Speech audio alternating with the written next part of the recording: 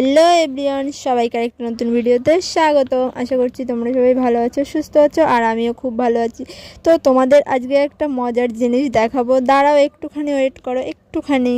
আচ্ছা, তোমরা কি কখনো দ্বীপের রাজ্যে বাস করেছো? কি বললাম বুঝলে না তো? দাঁড়াও একটুখানি। আরে বোঝো না, চারপাশে জল থাকে আর মাঝখানে বাড়ি। আমিও ঠিক তেমনই এক জায়গায় থাকি। দেখো, আমার বাড়ি থেকে নেমেই জল আর জল, আর চারিদিকেও জলে ভর্তি। এই 3-4 দিন ধরে এত বৃষ্টি হচ্ছে, বৃষ্টির জলে পুরো আমাদের এলাকাটাই বলতে গেলে পুরো ডুবে গেছে, আর আমাদের বাড়িতে একটু বেশি ডুবে যায়। আজকে আমার একটু কাজ ছিল, তাই আমি সকালবেলা পড়িয়ে এসে আর দেরি না করে বেরিয়ে পড়ে, কারণ বেশি দেরি করলে আবার ফিরতে দেরি হবে, ওখানে গিয়ে আমার অনেকটা সময় বসে থাকতে হবে। আর কোথায় যাচ্ছি সেটা তো তোমরা পুরো ভিডিওটা দেখলেই বুঝতে পারবে। আর আমি তো কিছু দূর যেতে না যেতে আবার শুরু হয়ে গেল বৃষ্টি, আর এদিকে আমি তাড়াহুড়ো করে বেরিয়েছি, ছাতাটাও আনতে ভুলে গেছি। এবার কি করি? সঙ্গে সঙ্গে বাড়িতে ফোন করলাম, ফোন করে বললাম যে মাকে ছাতাটা দিয়ে দাও। আমিও কিছুটা এগোলাম আর মাও কিছুটা আসছিল।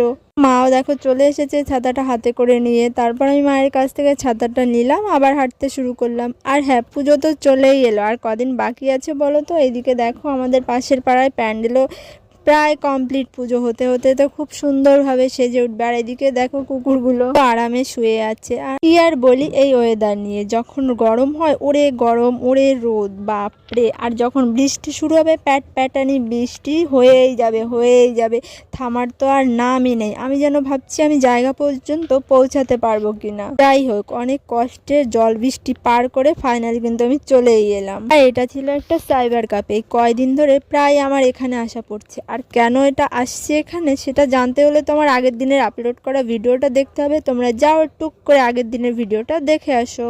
আমি তো প্রায় 30 মিনিটের ওপরে হয়তো এখানে বসে আছি, আর আমার কিন্তু খুব বেশি একটা কাজ ছিল না। ওই যে আমার আগে আসা লোকজন, ওদেরকে না দিয়ে তো আর আমাকে দেখাতে পারবে না, তাই বসে থাকতে হলো। আমার কাজের কাজ তো কিছু হলো না, আমি তো বাড়ি ফিরে এলাম। আজকে মোটামুটি ভালোই বৃষ্টিতে ভেজা হয়ে গেছে, আর মাথায়ও বৃষ্টির জল লেগেছে। আর বৃষ্টির জল মাথায় রাখলে আমার যেন কেমন মাথায় যন্ত্রণা শুরু হয়ে যায়। তো আমি বাড়ি এসে স্নান করে অনেকটা সময় শুয়েছিলাম, তারপর গিয়ে আমার একটু ভালো লাগছিল। তারপরে মা ভাতও দিয়ে যায়। আর আজকে দুপুরের মেনুতে ছিল উস্তে ভাজা, আর এখানে ছিল কাঁচকলা আর তেলাপিয়া মাছ দিয়ে তরকারি। তো আমি আমার খাওয়া দাওয়াও কমপ্লিট করে নিই। আর বাইরে তো মনে হয় আবার বৃষ্টি শুরু হয়ে গেছে।